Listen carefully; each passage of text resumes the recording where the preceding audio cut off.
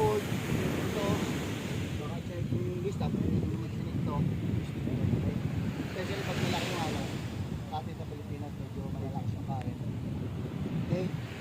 Marami na akong tinuruan, marunong lumangon. Pero pag nasa loob ng tubig at may alon, nawawala yung utak na marunong. Nose dive. Pagka ano naman, pagka likod, release yun na, lagi mo lang mamimiss yung release. Kailangan proper yung katawan mo sa anong board. Yan, ganyan. Okay? Tapos, lahat ng sensor. Okay? Ngayon, para makatagay yung kamay sa ilalim ng chest dito. Hindi hawakan yung board ko na. Hindi dito sa ilalim ng chest. Ang purpose nito is to stabilize yung board mo. Hindi na mag-wobble. Kasi pag magkaiba yan, mag-wobble. Mahirap tumayo. Okay? Yun yung purpose niyan. Tapos yun. Hindi pwedeng nakalaki yung knee. Laki yung knee. Nalinis yung balance mo. Kailangan pagtayo mo, compress. Tapos lahat nasa center. Okay? Fit flat on the board. Bend yung knee. Okay? Pag nahihirapan kayo sa one motion, yung one motion. Okay? Yan yung one motion. Pag nahihirapan kayo lang, pwede yung 3. 1, 2, okay? Ito yung board nyo. Okay? Tapos, ito yung pin. Ito yung pinakamahalaga pag nag-rent kayo ng board o may sarili kayong board. Okay? Lagi nyo i-check yung leash nyo. Kasi, ito yung safety line, tinatawag ko, or leash out.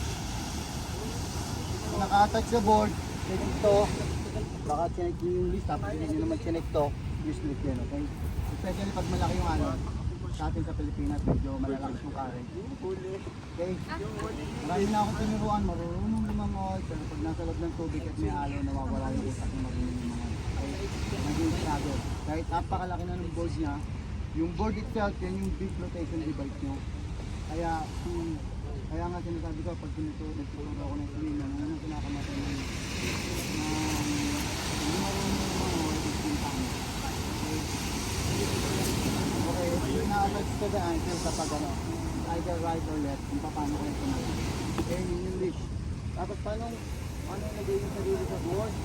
Kailangan mo lang, hawakan yung two side ng leg. Hindi kayo mag-listan sa likuran, hindi mag-listan sa harapan. Okay, paano mo malalaman?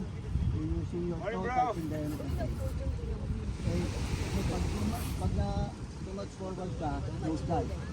Pagka lagi mo yung maninisin. Kailangan proper yung katawan mo sa anong board. Okay. Tapos, lahat ng katawan. Okay. Ngayon, para makasunod yung alon, kailangan ng paddle. Tapos, sinap. Hindi ba ka ganito? Sinap. Hindi matas ng board.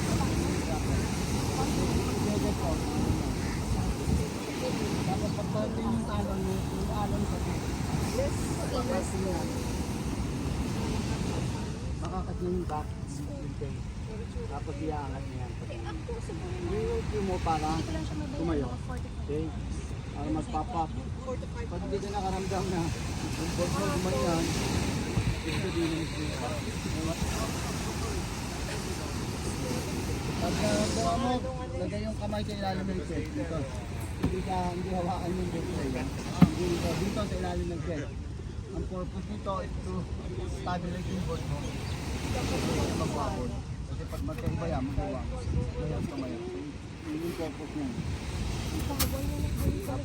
Ay, wala ako dyan. Hindi pwedeng nakalaki yun. Laki yun. Yung simbalas mo kalapag kayo mo. Compress. Tapos lahat ng okay. Put lahat ng the board. Okay, pag nahihirapan kayo sa one motion, okay, yung one motion, pag nahihirapan kayo, pwede yung 3. 1, 2, okay?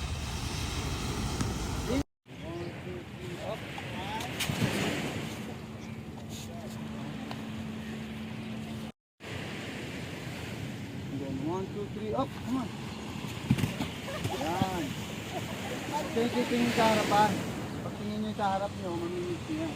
Kung tingin doon, yung one, ano nyo. Kailangan side face.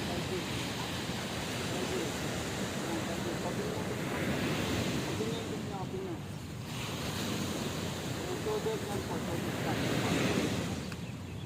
Ganito na, ganyan lang.